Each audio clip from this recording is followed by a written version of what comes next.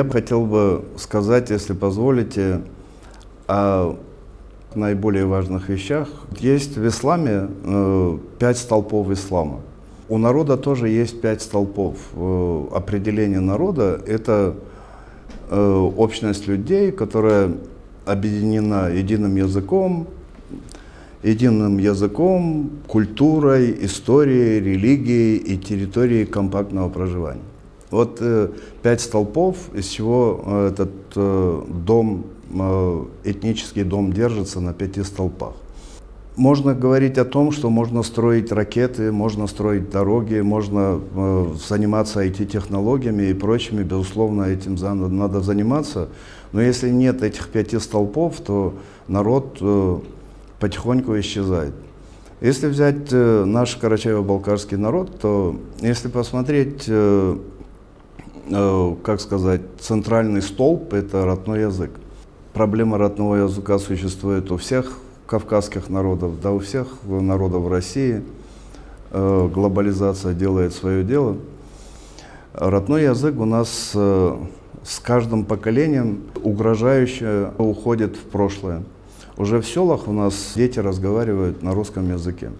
Поэтому можно сказать, что этот столб у нас уже разрушен, и его надо восстанавливать. Если говорить о втором столпе, это о культуре, то культуру свели к тому, что людям кажется, что культура — это песни и пляски. Хотя культура народа, она, как и религия, она распространяется во все сферы. У нас есть духовная культура, у нас есть материальная культура. И поэтому, если посмотреть, то этот столб у нас тоже в плачевном состоянии. А если говорить об истории, то исторический столб у нас тоже разрушен, потому что на это есть много причин, и объективных, и субъективных, и депортация сделала свое дело, но исторический столб тоже надо восстанавливать. Если говорить о религиозном столпе, то он вроде бы можно радоваться, что религиозный столб у нас восстанавливается, молодежь больше пошла в религию, но там тоже есть масса проблем, потому что есть разные течения, и поэтому вместо того, чтобы быть монолитом, каждый берет какое-то свое течение, и народ разбредается по разным течениям. Поэтому религиозный столб у нас тоже, в общем-то, оставляет желать лучшего.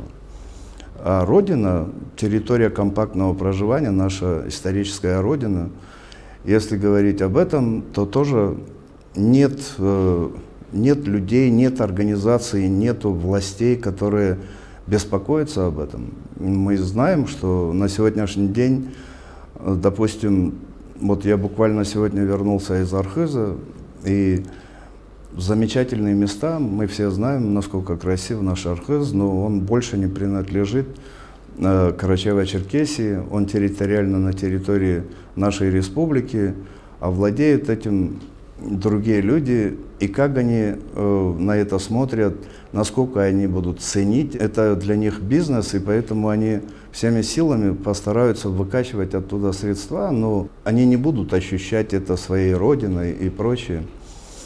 2 месяца нахожусь в Карачаево-Черкесии, я поездил, был и в Приэльбрусе, был и на Домбае, в Теберде, Домбае был, и вот только что вернулся с Архыза. Ну, честно говоря, туристов очень много, бурно развивается туризм, и эти западные санкции и прочие, наверное, тоже сыграли свою роль, и внутренний туризм развивается усиленно, и поэтому, в общем-то, туристов хватает и зимой, и летом. Но нет единого плана, есть самострои, кто во что горазд. И когда, допустим, если поехал в Архыз, и там романтик, он изначально запланирован поселок, и все красиво построено, то если поехать там в том же Приэльбрусе или там на Домбае, хаотичное строительство, и, в общем-то, тоже нельзя сказать, что все у нас хорошо. Хотя я рад тому, что много туристов и местное население, естественно, находит работу, находит себе заработок. Ну, чтобы не отдаляться от темы, вот я говорю про 5 столпов. Я про каждый столб могу рассказать очень много. Есть у нас в народе люди, которые могут пока про каждый столб рассказать гораздо больше и лучше меня.